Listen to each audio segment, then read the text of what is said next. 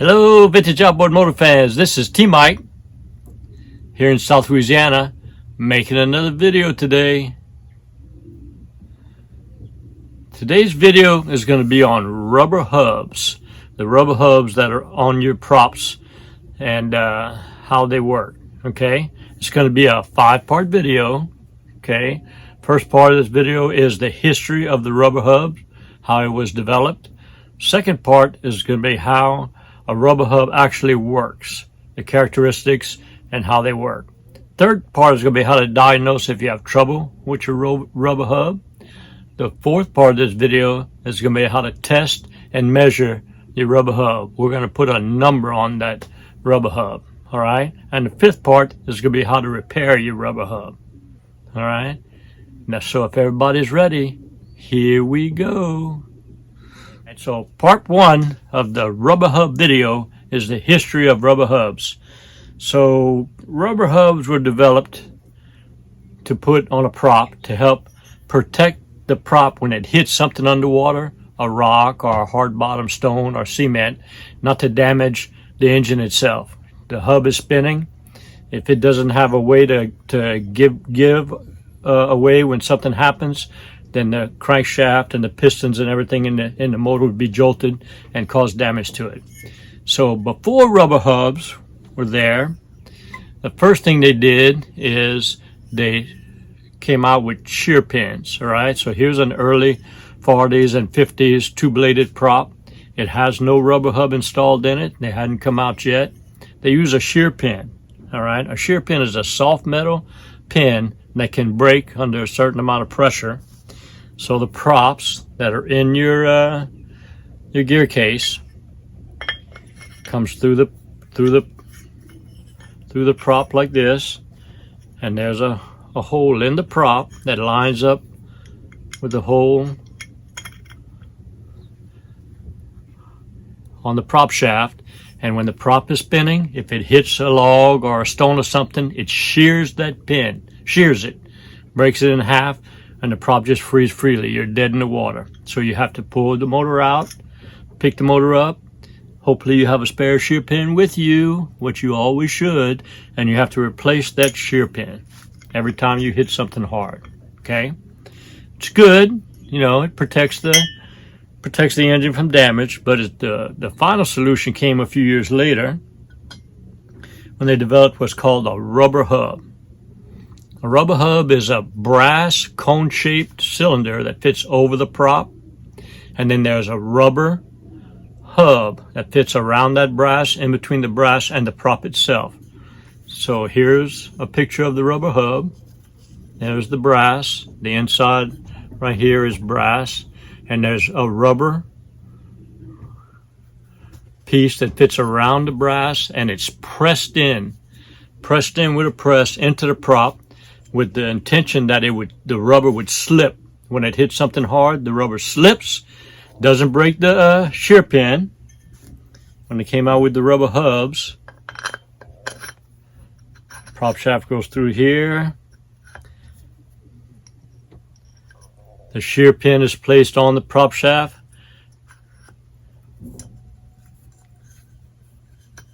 And it goes into the rubber hub. So the shear pin is still there.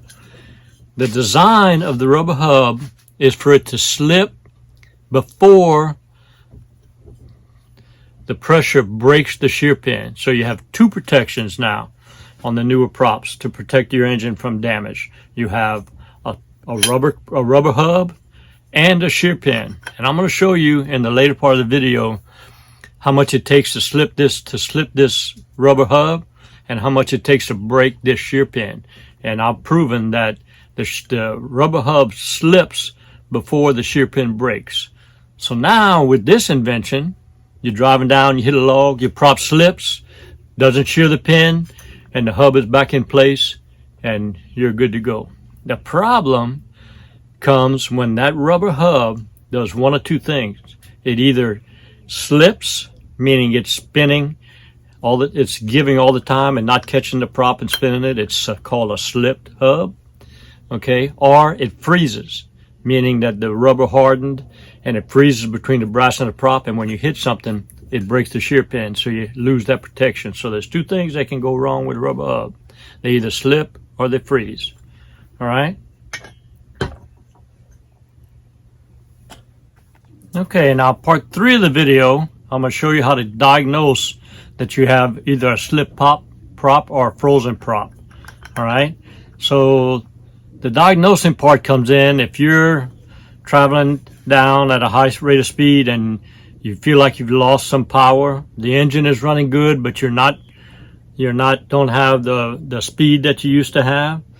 Then your prop is probably spinning. Okay, meaning that the rubber has started to slip and it's not catching the prop all the time.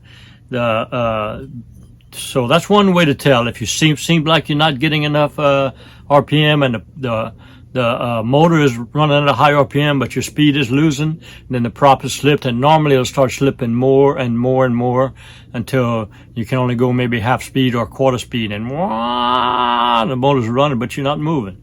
That's the rubber slipping. All right. So one way you can there's several ways that you can test for a slip prop, and I'm gonna go over that now in part 4. All right, here we go with that. Okay, so for the test and measure part of the video, we're gonna move the video to my dad's shop. My dad's got an awesome shop here, machine shop and a woodworking shop around the corner there. So Dad offered to help me with the slip prop project. How we doing this morning, Dad? Very good, very good. So Life is good. Life is good? Yes. So tell us a little bit about what you did with that device you built here, Dad. Well, my assignment was to build a fixture so Archimedes here can test this prop, so he can use this wooden fixture to hold the prop and restrain it when he does his magic on it. All right. So that's what we're fixing to see. That's right. So what we're going to do is I'm going to give you 2 ways to test your prop. First way is with a wedge on the vise, and the second way we're actually going to put a number on the slippage of the prop, and I'll show you how you can do it in your own shop. So we have 3 props we're going to be testing here. All right, this is a good prop, brand new. I bought it off of eBay. It's a brand new prop. This one is a slipped prop. I know it's slipped because I ran the test on it. And this one is a frozen prop. It doesn't slip at all. It's frozen. So first test we're gonna do is Dad made me a couple of, I call them wedges, but steel plates. We're gonna put in the vise, tighten it up, and then we're going to take the prop, and where the shear pin goes, we're going to place it over the wedge, and we're going to try to slip that hub in there and see what we get. So we'll test all 3 pops now. All right, test number 1 is just get you a steel plate. All right, and try to make it the right size to fit into the base of the prop where the shear pin goes. Okay, and place it in your vise, and take the prop and insert it right across that wedge. All right, and then try to spin it by hand. Okay, this is a good prop. You can see the movement I get out of it. That's the rubber hub in there, giving just a little bit of play, but I can't actually move it. All right, that's a good prop. No number has been placed on it yet, just a visual test. Now here we have a slipped prop. We're going to do the same test.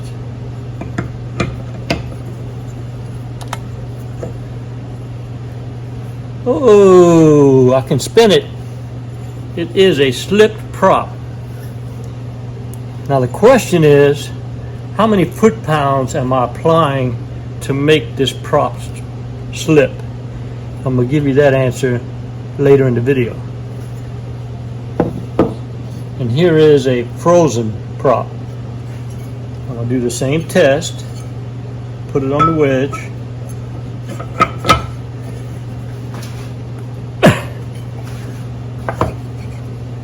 And I can't spin it at all. So the rubber hub, the brass hub, and the rubber have solidified over time, and it's frozen to the prop, and it won't spin at all. So your prop is frozen on your boat. You would never know. If you hit something, you're just going to shear a pin. So if you want to check your prop to see if it's working, you want your prop to do this.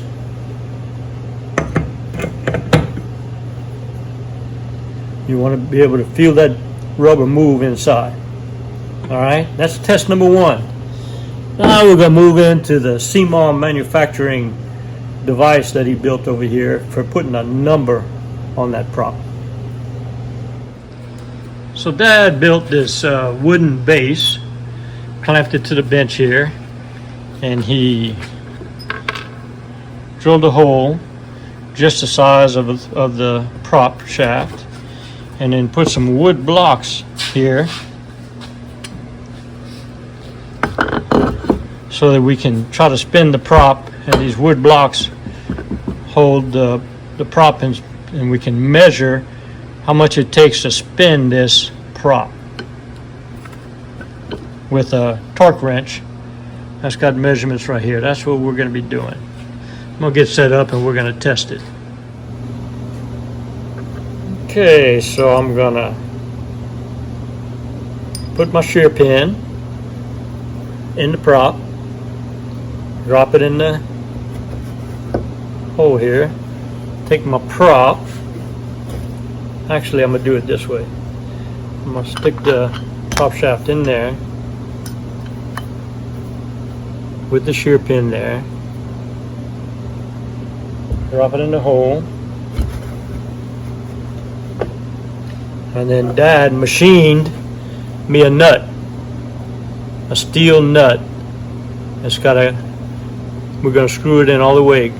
Went to his machine shop, to his machine lathe, and he made him made me this nut.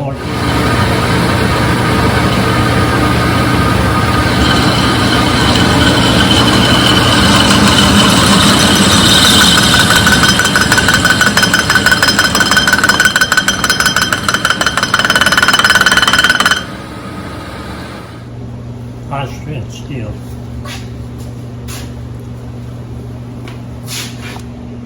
So Dad made me this nut to fit on top of the prop.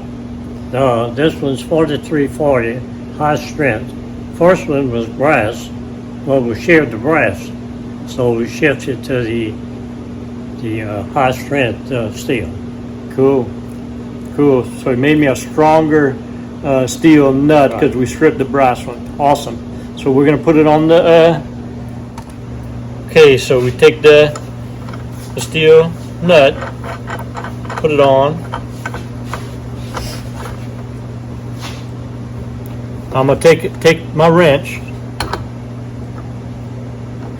and I'm gonna see how. And I'm gonna. Well, first of all, I'm gonna put a black mark right dead center here.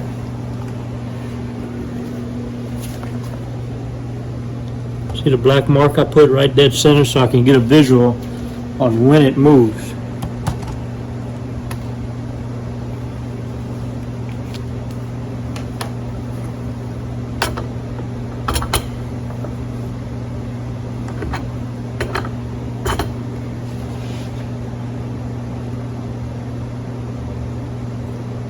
Okay, that's 10 pounds. It ain't moving.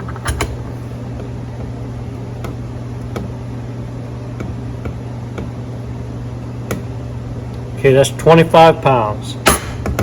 So at 25 pounds, I'm able to see that rubber move. 20 foot-pounds of pressure, and the rubber, I can see my line has moved. It slipped a little bit. So that's a good prop. Now let's take the slip prop and see what it takes.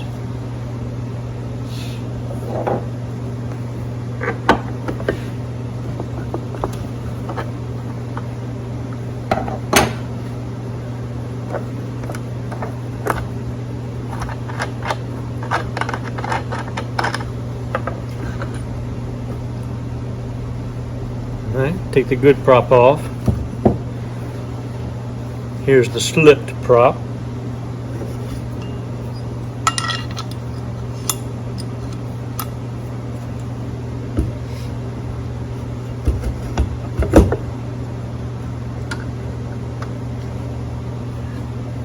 We'll put a black mark on it.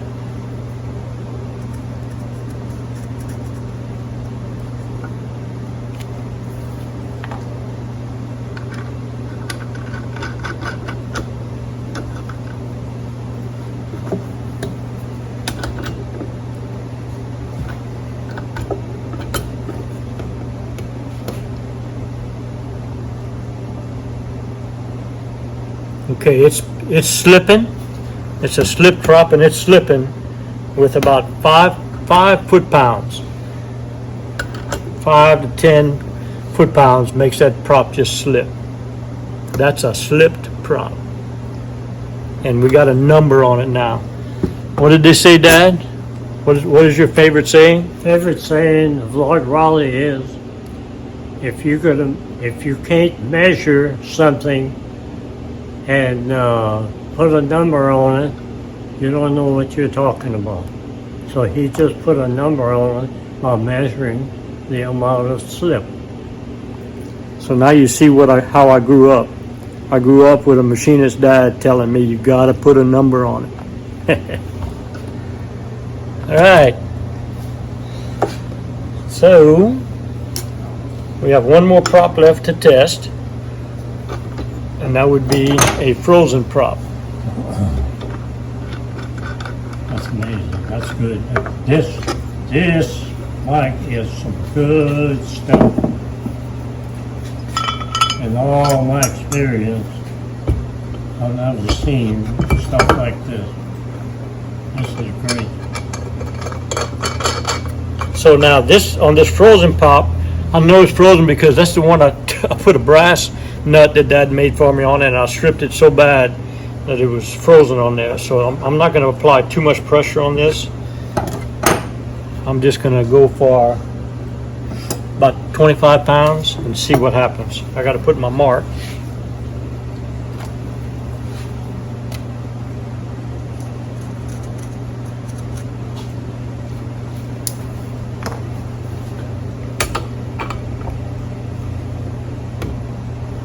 Yeah, there's 25 pounds, and that mark ain't moving.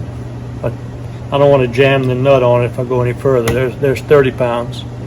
So that is a frozen prop. I cannot get the rubber to slip.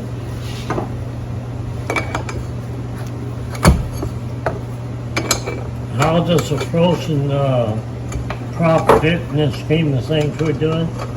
In real life. In real life, your prop could be in 3. Could be damaged. Your prop could be in 3 different states. It could be either working properly, slipped, or frozen. Okay, well, tell me the example on the water of a frozen. You wouldn't even know it. So that's how you test your 3 props. You can either do it with a wedge on your vise, or do it in the fancy device that Dad built to put a number on it. So the next part of the video is going to go into how to repair your prop. Here we go with that. Okay, so here we go with part 5 of the video on how to repair your prop if it is slipped or frozen.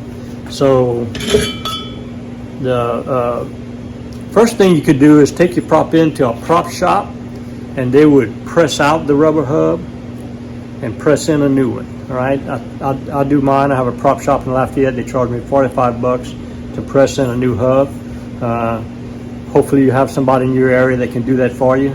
If not, there's another repair job you can do yourself. You can drill 3 holes. See the holes that they just drilled 2, but you can drill a 3rd hole right here. All right, all the way through the prop, down and reach the brass down there, and then tap it and put some screws in there, which that affixes the prop to the rubber hub, and basically you've made a frozen prop, and you can get on the water and your shear pin would break if you hit something. I don't recommend that.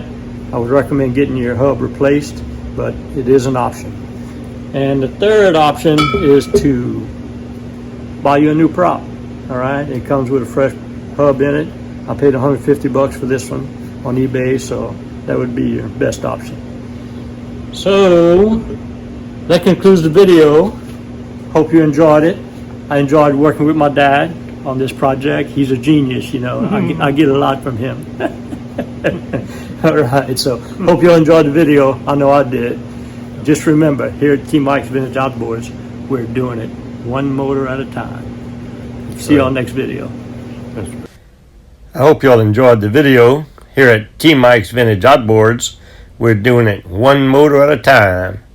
Please click on subscribe. I guarantee to provide weekly videos. Au revoir mes amis, and laissez les bon temps rouler.